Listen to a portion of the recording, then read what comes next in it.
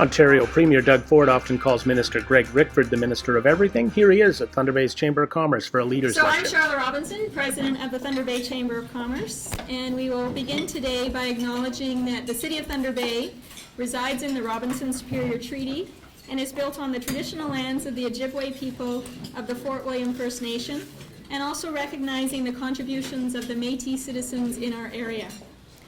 We'll start with our thanks to our ever-generous lunch sponsor, Intercity Industrial. Thank you for sponsoring the lunch today.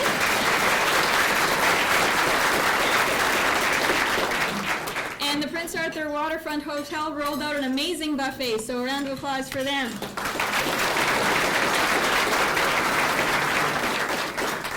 So we have a number of elected officials today, so we're not going to clap for everybody individually. So what I'll do is get you to stand as you're introduced, and please remain standing, and then we'll applaud at the end. So, starting with our newest Member of Parliament for Thunder Bay Rainy River, Marcus Plowski. Mayor Wendy Landry, Township of Shunia, President of the Northwestern Ontario Municipal Association. Chief Peter Collins, Fort William First Nation. Mayor Dennis Brown, Township of Atikokan. Mayor Ron Boyu, Municipality of Greenstone. Mayor Cheryl Fort, Town of Hornpain. Councillor Douglas Judson, Town of Fort Francis. Councillor Brian McKinnon, City of Thunder Bay. Councillor Peng Yu, City of Thunder Bay. Councillor Brandon Postuma, Municipality of Oliver Papoonge. Thank you all for being here. You're elected officials in attendance today.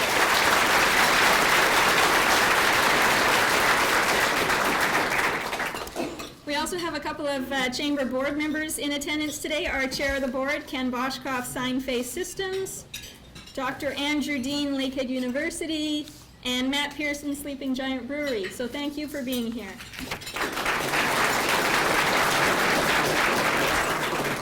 I'll now invite our new Chair of the Board, Ken Boschkoff, to introduce our guest speaker, the Minister.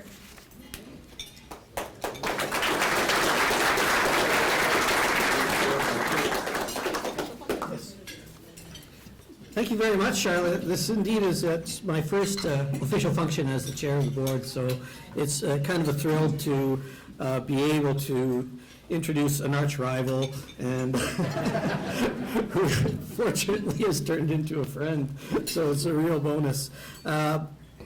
Greg was recently elected, of course, in the 2018 election, and is our Minister of Energy, Northern Development, Mines, Indigenous Affairs. Anything new recently? Sorry, has had a quite an illustrious pre-provincial term as federal minister, parliamentary secretary for Aboriginal Affairs, the Minister of FedNor, and especially his role in natural resources also. So Greg takes a passionate interest in building bridges with all the communities, Indigenous, municipal, and we are very fortunate that he is indeed our minister. His family lives in Keewatin. He's owned his own business. He's worked, I know, as in the medical profession in the north, and has degrees in law from McGill and an MBA from Université de Laval. So with the new government, he's keen on delivering on what he had promised. This we already know is for sure, as he works, has already been quite formidable that way. And he's, I must say personally, he's from other sides of the House of Commons, that he's a formidable competitor. But for us, we're very blessed to know that he's a formidable ally and an even better friend. So welcome to Thunder Bay and Northern Ontario. And Greg, we're really glad you're with us today. Thank you.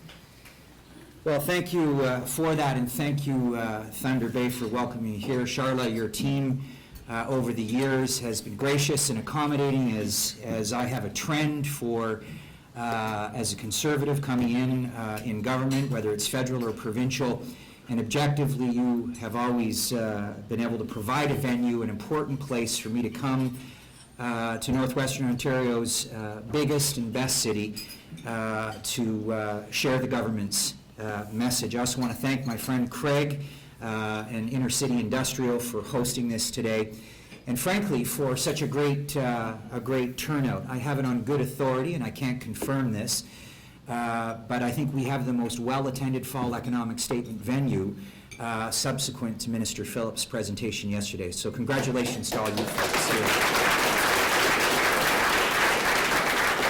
I'm here today for two reasons. The first and most important one is that I have always felt, whether it's a budget or a fall economic statement, and as a central figure in the provincial government of Ontario, to make sure that the message gets home to us here in Northwestern Ontario. As you folks know, Thunder Bay is a place that I frequent. It's a relationship with the city and its amazing people that I believe we must be committed to.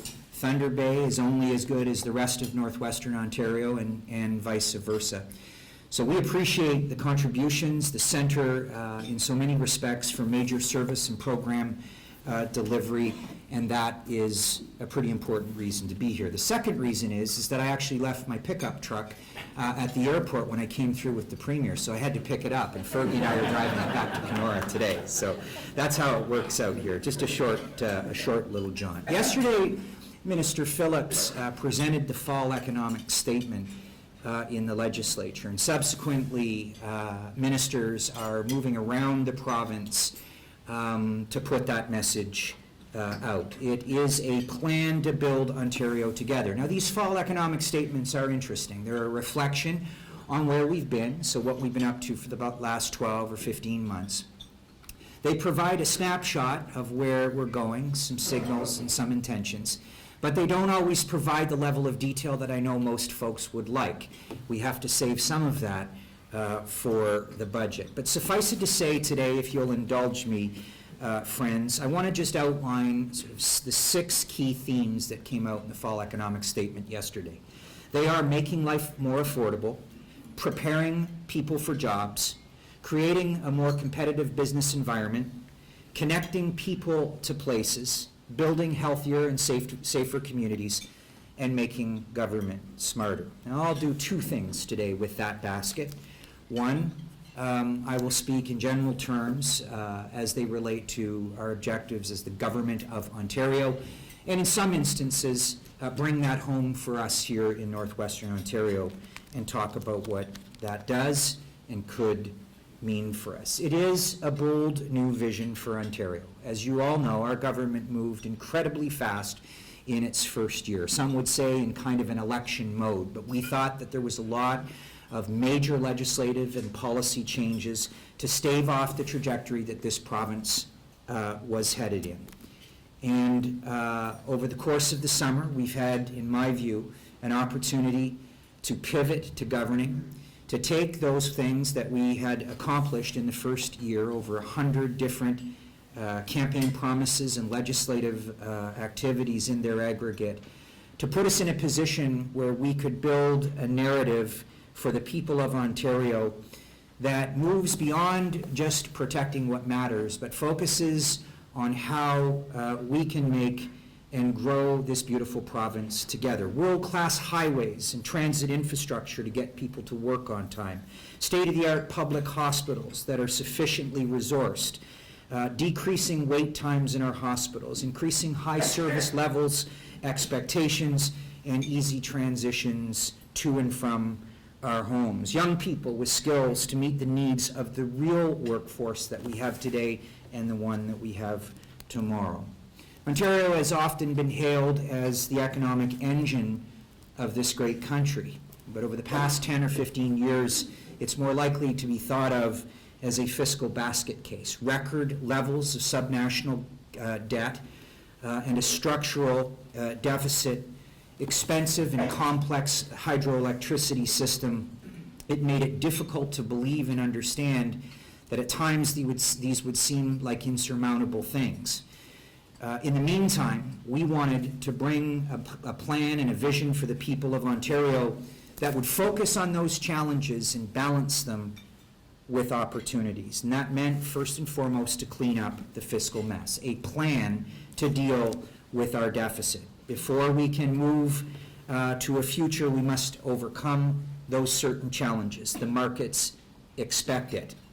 We also inherited a broken and neglected public service, as I alluded to earlier, healthcare and declining scores in mathematics for our students, skyrocketing hydro bills that were subsidized, and until we move them out as of November 1st into the front window of Ontario's debt profile, a complicated system that would make it difficult for us to achieve a promise of cutting hydro rates by 12%. Our fiscal situation had real consequences for our ability to invest and to attract investment. And in critical infrastructure like transit and highways, both now and in the future, we needed to ensure that we could find the money to actually build those. So over the last 16 months, we've worked hard to clean up that fiscal mess. As a result of the steps that we've taken, we are beating our deficit projection by $1.3 billion. In fact, our deficit has been reduced to $9 billion, down from the projected 10.3 in the 2019 budget. I'll talk for a moment about our plan. We are choosing to balance the budget by 2023, 2024. Well, there's a couple of important reasons. The first one I've already alluded to, striking that balance between the challenge of structural deficits and debt, but continue to invest in the things that matter the most to the people of Ontario in building this great province together. You know, I've said to the Treasury Board, and I hope to bring the President out here to talk about this. Folks, what I don't think we've done well enough is to sell the plan to reach the deficit, eliminate the deficit by 2023-24. Other governments have promised it and gotten to their end of their term and been in even more debt. We saw that recently with the last federal government. The difference we had, and as a member of the Treasury Board, I can tell you that without fail, we spent an incredible amount of time building multi-year plans. These are plans that would lock our ministries down into the 5-year timeline with all of the contingencies, technical recessions, and the likes that you could think of to ensure that almost within reason, barring some catastrophic event, we could actually deliver a balanced budget to the people of Ontario by 2023 and 2024. And boy, I'll tell you, as somebody who's been involved in senior government, both federally and now provincially, I've never seen this kind of focus and discipline and adherence to this plan. It's a credit to the Treasury Board and its president, but it's also a credit to the caucus and cabinet colleagues who understand that what they're asking for has to be matched with finding efficiencies and a greater and more effective way to deliver government services. I want to talk about the first theme, making life affordable. Our plan intends to make life more affordable for all of Northern Ontario, but especially in the north, where often our costs are higher. We believe that people, not government, know best how to spend their hard-earned money. And we believe that the best way to help them is to stop taxing them.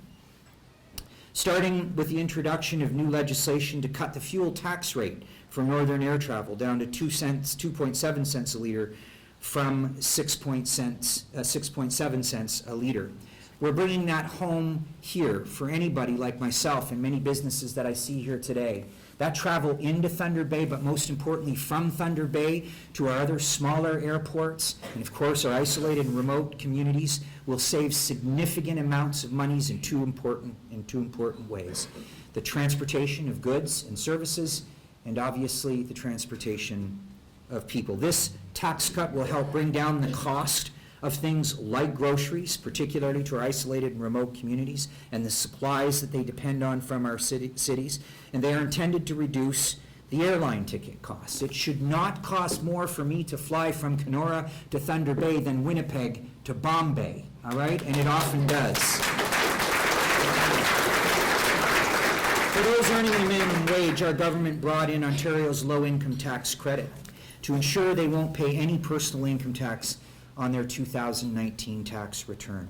We gave 300,000 Ontario families an average of $1,250 a year in tax relief on their child care expenses. And through Ontario's child care tax credit, it's parents who choose the child care options that work best for them. Last week, I had an opportunity in Fort Frances to announce the much-needed 98 new child care spaces for that city, for that town. We're very excited for them, and congratulations, Douglas, for the important work that we do with the town of Fort Frances and its leadership. We canceled the government, the previous federal government and now new government's cap and trade carbon tax. Unfortunately, it's been reintroduced, but it saved families an average of $275 a year in costs for fuel and other basic necessities. We intend to continue that fight. We believe that Ontario's Made For and Made in Ontario plan for the environment, given the profile of our energy production, that 93% of our energy supply is GHG emission-free. We believe that we have a plan for our environment, ladies and gentlemen, that does not require the imposition of a carbon tax that's never actually proved to reduce GHG emissions. It's a debate that will continue. We're also helping more than 100,000 low-income seniors in this province by providing them with access to high-quality dental care. For students like those at Lakehead University, Confederation College, we cut their tuition fees by 10% this year, and we're freezing their tuition fees next school year to help keep more money in their pockets. But as most parents can relate, when it comes to sending your students, your sons and daughters to college and university, saving money from your pockets. We know that without skilled workers, we will be unable to build corridors for energy infrastructure, for highways, and for other key pieces of infrastructure for our communities. We can't build high schools, hospitals, transit systems, and critical infrastructure we know that we need now and in the future. That's why we have a plan to prepare people for jobs and close the skills gap, and I'm very pleased that my colleague Ross Romano from Sault Ste. Marie has an opportunity to play an important role in that and tailor some aspects of it specifically for Northern Ontario.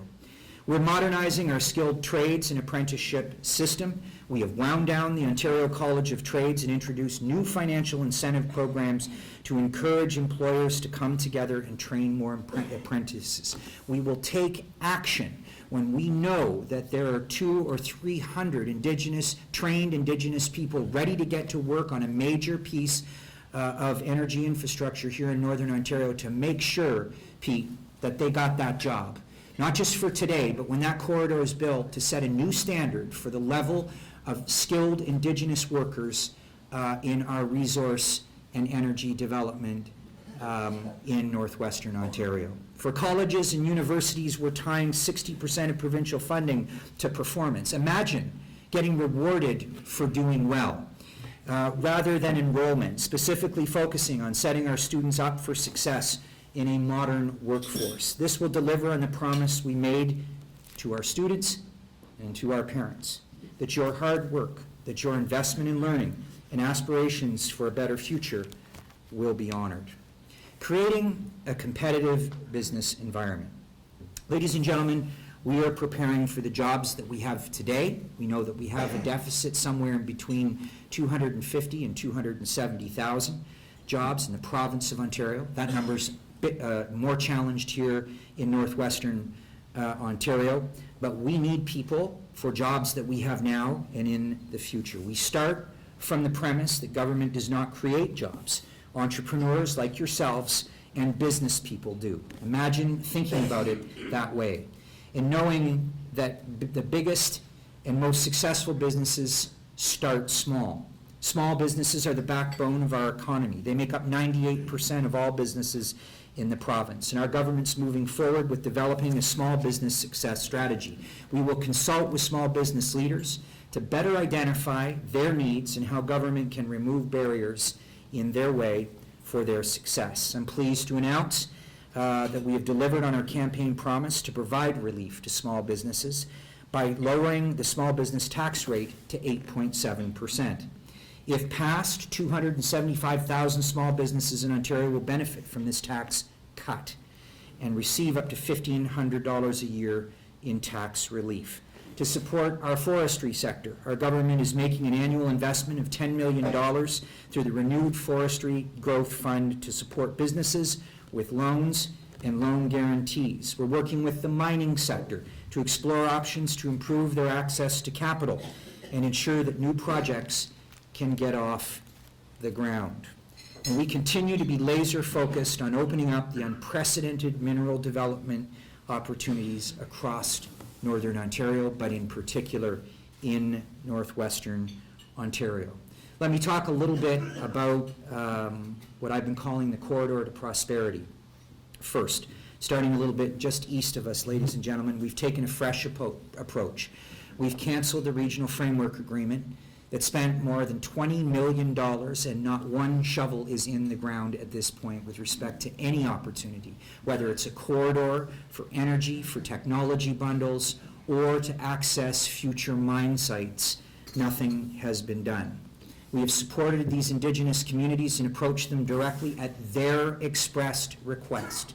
We're now in the process of talking to them as bilateral full partners in bilateral agreements, identifying in that old Tory pragmatic tradition of actually building things in and with their community that will support their capacity to take leadership on the environmental assessment process for a link up north, and to create opportunities so that mining companies, and I'm thinking of Noront in particular, have a chance to go to those locations and develop mine sites. That is really what a government should be doing. We're working diligently with partners to build a road, a corridor to prosperity that will not just increase and improve the odds that a mine could be built, but that those communities would have better access to some of the social, health, and economic benefits of being road accessible. One of the ways that we may have to think about this is the exciting opportunity that may be just weeks away if Greenstone Gold's Hard Rock Mine project was to announce its intentions to construct. Ladies and gentlemen, you should know that my ministries and other ministers have come together. We formed a SWAT team and we cleared the deck so that Greenstone Gold could make its decision around construction based on two conditions with respect to the province of Ontario. One, that in making the construction, the decision to construct, there were currently no regulatory matters on the table for them to deal with or think about in making that decision. And two, a promise that after that, we would have dedicated teams of ministry officials, senior bureaucrats, and members of the minister's offices that were pertinent to any process that implicated the province and or our partnerships with Indigenous communities, and intensified, I called them SWAT teams, to come in and help that. We feel very good about this opportunity. We see it potentially, as Michael O'Flaherty described, a good friend of mine from Keewatin, as the center of gravity for an enormous opportunity to have an open pit mine, and just 50 kilometers up the road, the entry point to the corridor for prosperity that would potentially see as a result not just other mining opportunities developed, but an entire supply chain growing out of Thunder Bay into Geraldton or Greenstone and beyond. Doesn't that sound like a powerful idea, ladies and gentlemen?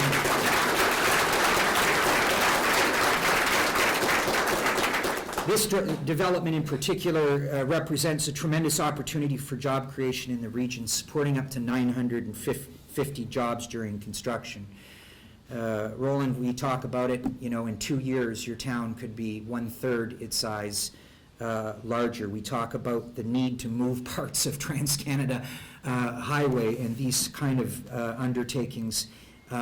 We look forward to the opportunity to work with you, and we were there to make an incredible announcement on the expansion of the health center there, facilities for the treatment of cancer, chemotherapy, and of course a much-needed expansion of your emergency. We're preparing your community for incredible growth. North American Palladium, I know that you folks are here today, and I can tell you that we're ready to issue permits for a closure plan with the Ministry of Environment, Conservation, and Parks, fully on board. And we understand you've given Gull Bay First Nation an extension to submit their technical review. We're on standby. We're ready to help and move that project forward.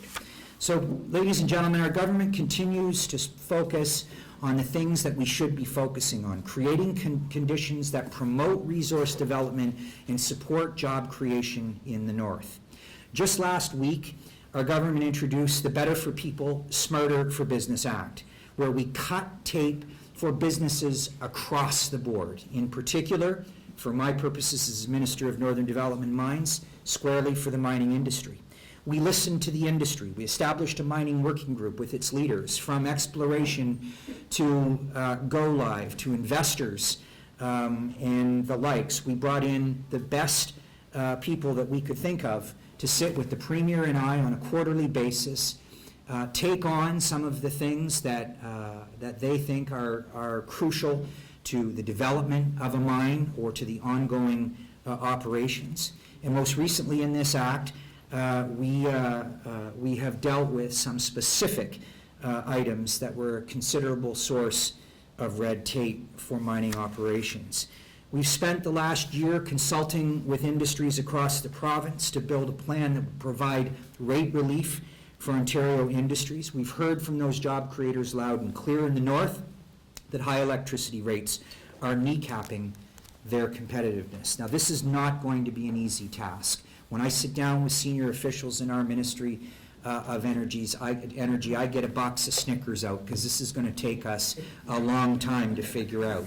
But in the meantime, over the past year, we have worked to reduce, I often say, cut down the trees so that we could see the forest. We've moved out legislation that was going to bear cost on our system.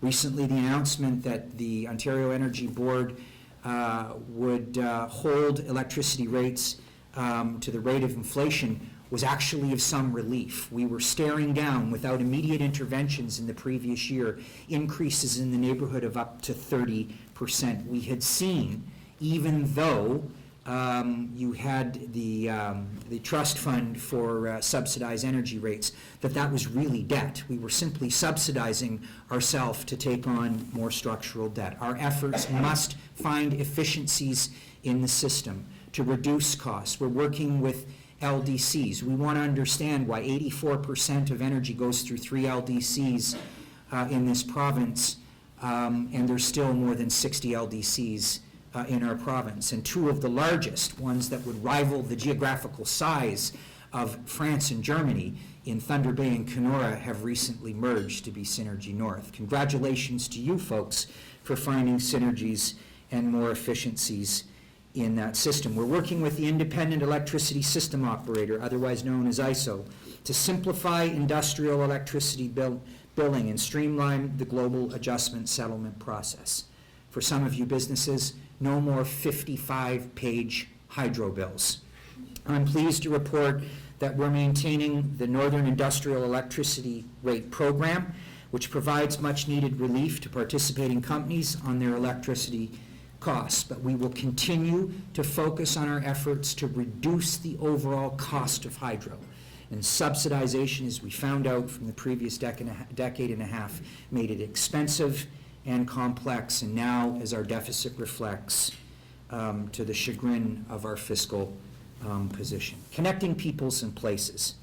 Building our future also means building world-class infrastructure. Our government has a plan to connect people to places, starting with our commitment to invest more than $144 billion over the next decade to build and improve transit systems, highways, roads, bridges, and broadband networks in local communities across the province. I'll apologize for this past summer season, where I know out in Kenora, in the farther northwestern Ontario, there were significant delays in our towns and on some of our highways as culverts were being replaced and bridges replaced or rehabilitated.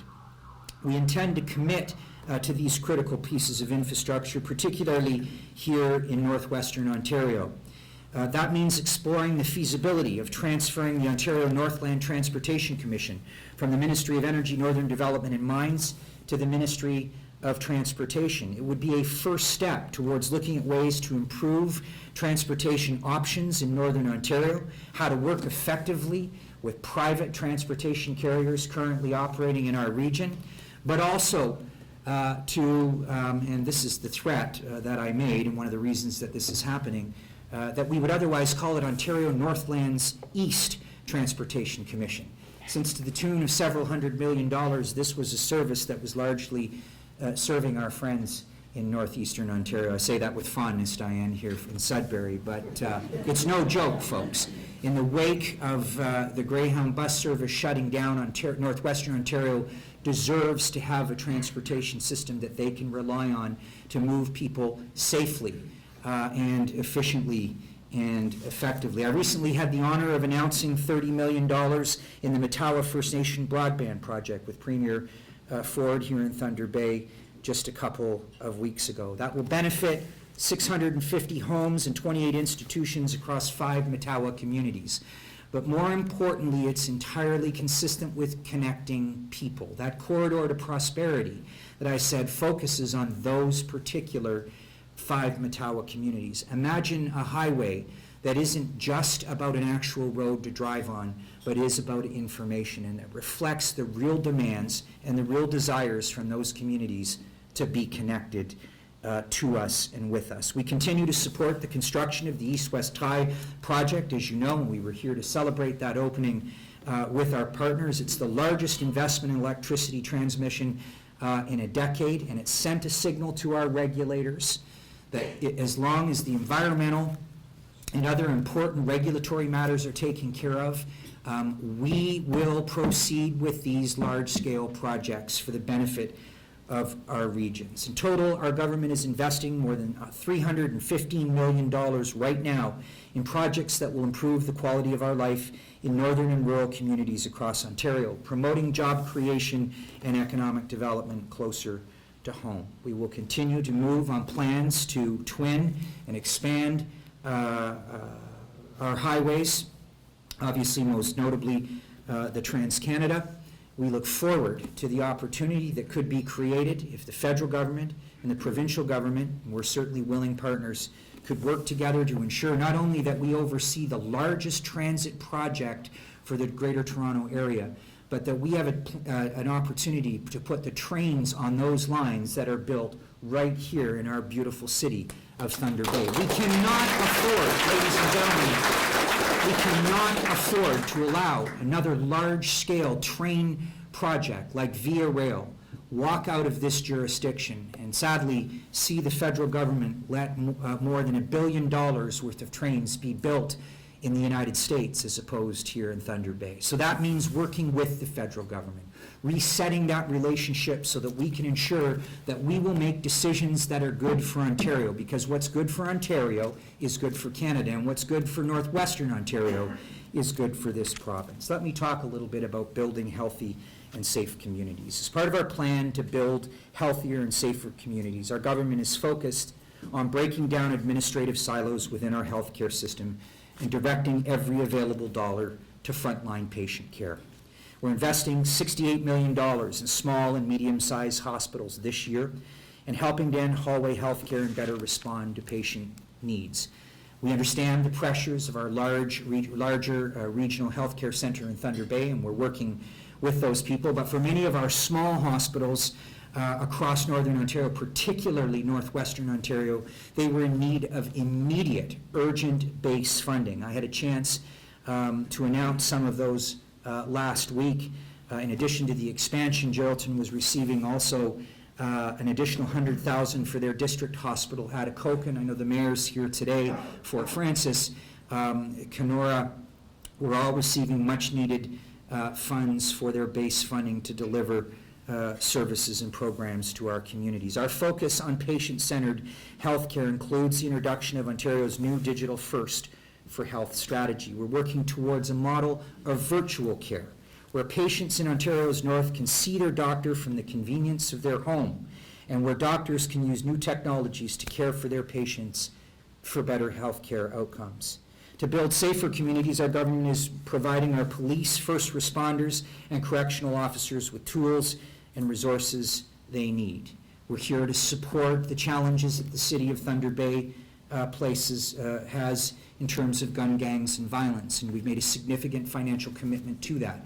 We also recently announced a justice center for Kenora, not so much in the area of guns, gangs, and violence, but obviously when our jails in Kenora have more than 95% of its population of Indigenous peoples. We are now moving forward with NAN and Treaty 3 to ensure that we provide a justice system that is fair and that takes the pressures off of our penal institutions and creates a better opportunity for those people and their lives and the lives of their families and communities moving forward. It's why we're investing $765 million to modernize Ontario's aging and outdated public safety radio network. Now this announcement was incredibly well received across the province, but particularly here in Northern Ontario. You know, it really hits home, especially somebody who has provided health care in the isolated north, to know that between phone lines and radio frequencies, not one, if any, of our frontline services were on the same frequency, satellite, radio,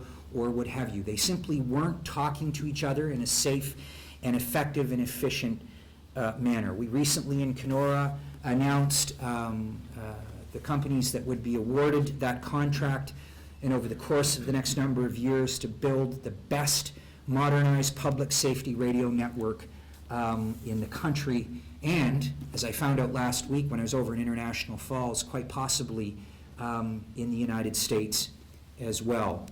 This essential network is vital to ensuring that first responders, OPP officers, ambulance, Orange, and other frontline providers can respond quickly at the first sign of a crisis, and it includes ministries like the Ministry of Natural Resources. To improve safety for our correctional staff, our government is also investing $3.9 billion over the next decade to build new correctional facilities, to significantly upgrade other ones that are aged. And I know that my colleague, the Solicitor General, was here not too long ago to announce a new correctional facility here in Thunder Bay as part of that investment. We're developing a strategy on anti-human trafficking to protect our children and our youth and stand up for victims and bring the traffickers to justice. Let me highlight a little bit then on Indigenous Affairs. As the Minister of Indigenous Affairs, I'm proud of our government's work to date to support access to Indigenous education across the province. Sometimes it's the little things that you notice. My Director of Stakeholder Relations and Partner Relations is a shout out to the fact that our Indigenous communities are not stakeholders, they're our partners. It's about the fact that Indigenous communities and Indigenous businesses are now proactively coming to Queen's Park to build a relationship, not the legal relationship that the courts often grapple with, but a new kind of relationship that strives to create focus on new economic opportunities for our Indigenous and Métis communities. It's why we invested $3.7 million in 2019 to our revised First Nations, Métis, and Inuit Studies curriculum for our high school students, increasing awareness for everyone. And it's about time, don't you think, that we sat in our classrooms and understood the important contributions that Indigenous communities, particularly here in Northern Ontario, have made to our region, and importantly, to address the problems in the past and move forward working together. We're improving access to education for First Nation students with the new reciprocal education approach that will create a consistent process for eligible First Nation students and their families to choose how they want to study. We maintain our support for the Ontario Federation of Indigenous Friendship Centres Alternative Secondary School program to better support individual learning needs, and we will continue to strengthen our relationships with Indigenous partners to work directly with them to pursue with a focus and a discipline on improving the social, economic, and health fortunes of those communities through access to real economic development opportunities. In 15, 16 short months, we've already got a record. There's more to be done. But over the next 3 years, our government will work to increase access to capital, employment, and educational opportunities to mobilize the incredible wealth of human resources, technique, expertise that our Indigenous community members have, to address our legal obligations, including the duty to consult and negotiate and settle land claims once and for all. In fact, we've moved through these already at a record pace, and it's been recognized widely by the Indigenous communities that we mean business in resolving these matters of the past and moving forward into the future as full partners. I want to close by just talking about making government smarter. I want to talk about how our plan to build Ontario means changing the culture of government, about customer service, about contacting our ministries and hearing someone on the other end of the phone say, "How can I help you?" We think that that is the way that our ministry should respond. We think that's the way our ministry staff should respond, and I think you've heard that from my own team. What we uncovered was an inefficient and outdated process within the machinery of government itself. It wasn't able to respond to the needs of the people we serve and the businesses who use our services in a timely and cost-effective way. We have a plan then to make government smarter by focusing on outcomes and improving the customer experience. Our government is implicating smart initiatives already widely used by businesses around the world.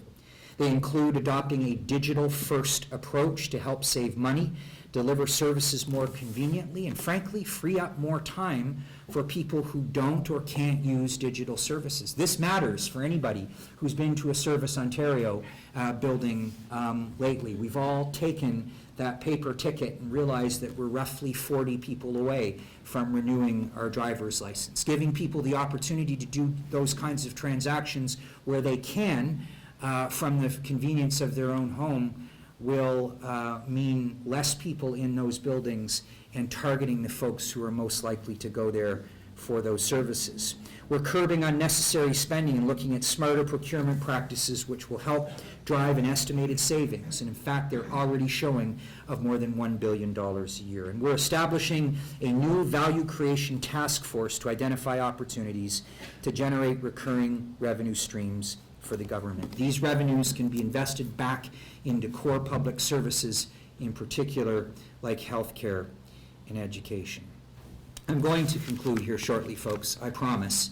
I can only tell you this, as over the course of my own political career, having a speech before dinner has obvious problems when people want to eat. Speaking while people eat is another obvious problem because people are probably talking at their tables. So we thought that you'd eat and be able to settle into a good 2 or 3 hour speech from a Northwestern Ontario politician. But nonetheless, folks, there are those who believe that we can tax. There are those who believe we can spend and borrow our way to prosperity. Time and again, that approach has been proven wrong. Ontario stands at a crossroads. We can strike a balance of making good business decisions as a government, a prudent and responsible pathway with discipline through our multi-year planning to balance our budget without compromising the things that would challenge our province to grow and build together and to protect the things that matter to us the most. Spending your way out of your problems and borrowing your way to prosperity does not respect the taxpayer, and it does nothing to fix the fiscal challenges and systemic issues we face today. I would sum it up in a conversation I had earlier just before we sat down for lunch. I had an opportunity to talk to a guy running a business who said that this had become more important to him since he had grandchildren. Now, he's a pretty young-looking guy to have grandkids, I'll give him that, but I said to him, you know, I got into politics as a single guy, and now as a father of 2 children, it pains me to know that my sweet, precious Abigail May and my darling Poppy Kate, 4 and 6 years old respectively, already owe the province of Ontario $23,000 each. I know their piggy banks don't have near that much money in them, and I know that they owe even more money to the federal government and the deficit that we have there. So this isn't just about the taxpayer, this is about the future generations of the people of Ontario and our opportunity to prosper.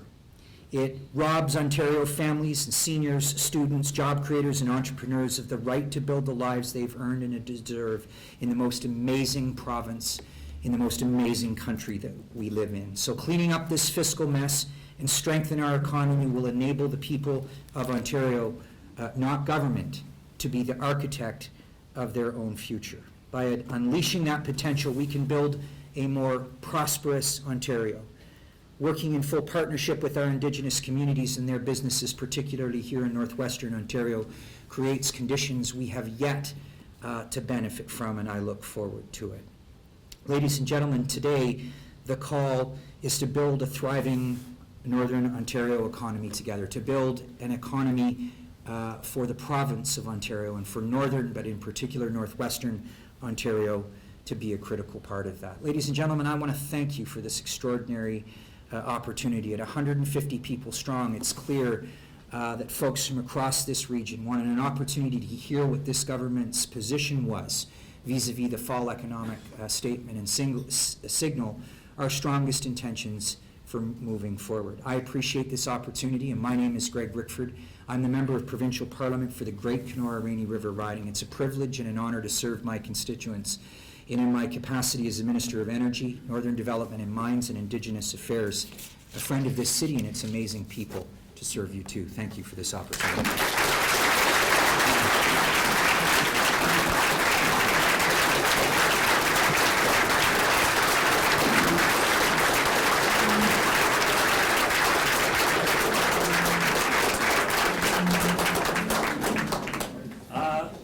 With Charlotte's permission, I'm going to present Minister something, and I hope and you all be witness. Okay, I present him. Now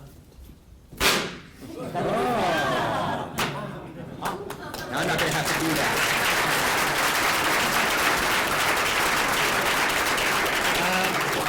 Want him be a fan of Thunder Bay. And the Thunder Bay is the head of a dragon, the whole region, right?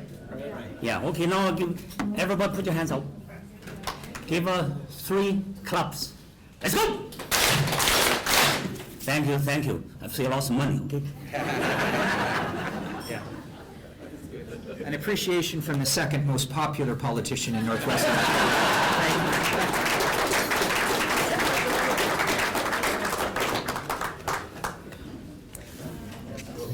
Thank you so much, Minister. I've been in this job for a while, and every year when we had a pre-budget consultation, and every time a minister came around, there were a number of irritants that we raised. And Minister Rickford has addressed a number of those irritants. The east-west tie log jam that went on for years and years. It was wonderful to be at Fort William First Nation with the minister to announce that those log jams had been cleared, and now we already have the construction underway, and that's a huge economic opportunity for our region. The Journeyman to Apprenticeship ratio. Another thing that the Chamber has been talking about for many years, and this government has changed it to a 1-to-1 ratio, recognizing the importance of getting more and more people into the trades to address our shortages. Yesterday's announcement of the aviation fuel tax reduction, that's another thing that the Chamber has been talking about, specifically in NOMA, recognizing the added costs to especially our far north communities, not only to travel, but to the basics of life, food, gasoline.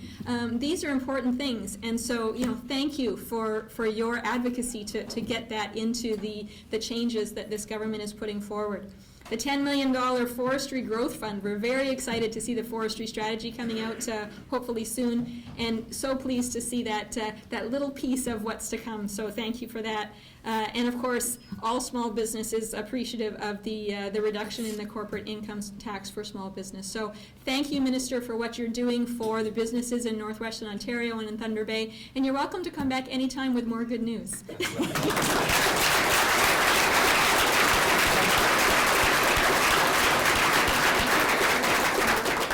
So now it's time for your daily PSA announcements. So the Chamber of Commerce has a few upcoming events.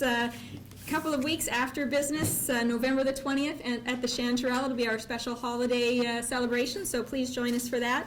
And then on December 3rd, we're so excited to offer with the Wake the Giant folks, the Wake the Giant Customer Service and Cultural Awareness Seminar.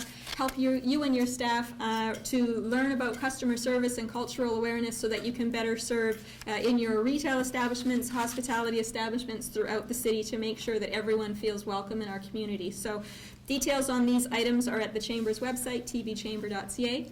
Thank you all for being here, and have a wonderful day. Take care.